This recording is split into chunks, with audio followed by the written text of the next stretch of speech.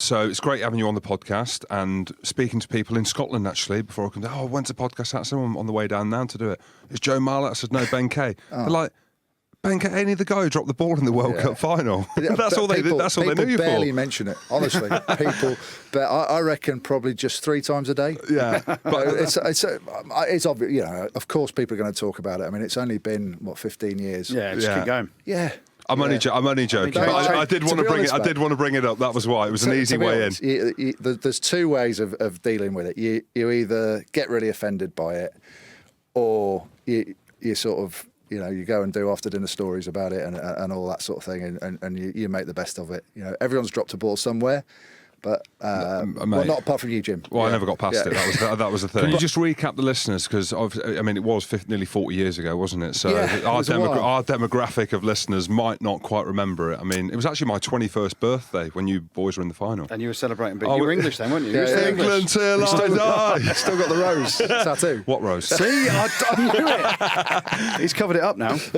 But to our millions of listeners, can you just remind them exactly what happened? I mean, I was absolutely steamed. I only watched the get-offs. Hilly fly hacked through, didn't he? They turned the ball over. Was it big Wilco tackle? Hilly fly hacked through, and I was hanging out on the wing having a breather, and the ball came over to my side.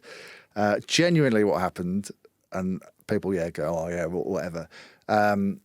As Dorse got the ball, he's thrown he's seen the cover coming over and he's tried to hold them, and he's sort of thrown a little sort of pump pass, just dummy, just to try and hold them a little fraction of a second, give me a bit more. And I've taken my eyes, I've seen him start to throw it, and I've caught the first pass and Dorse thrown the second one. Oh, so, but were you wearing gloves? He's wearing the stick mitts. I was, I wasn't. So I started wearing those at the end of my career. But Steve Thompson before the game had said, "Mate, it is absolutely lashing it down there. I've got this extra pair of gloves if you want them." I'm like, oh yeah. So I was wearing them for the first half, and then funnily enough, I took them off. Did you take them off? Oh no! I was going to say they would have went bankrupt if well, no. The problem was they weren't samurai ones, and samurai stick mitts were the best out there. I took them off after I dropped it. So after you dropped it? Yeah. So they have gone bankrupt then. But they.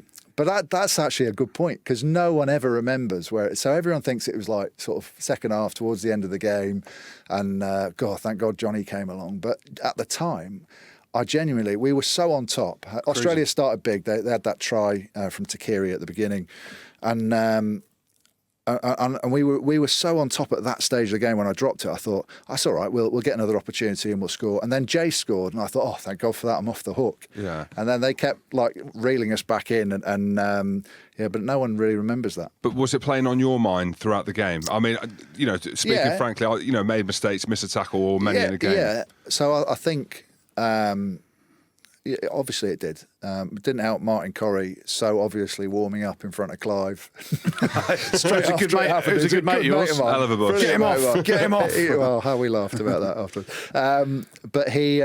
But of course it plays on your mind a bit, but you use it as a spur, don't you? And that was one of the most brutal games in terms of tiredness afterwards. And I just tried to make up for it by making as many tackles as I could. So talking about the World Cup, Benny.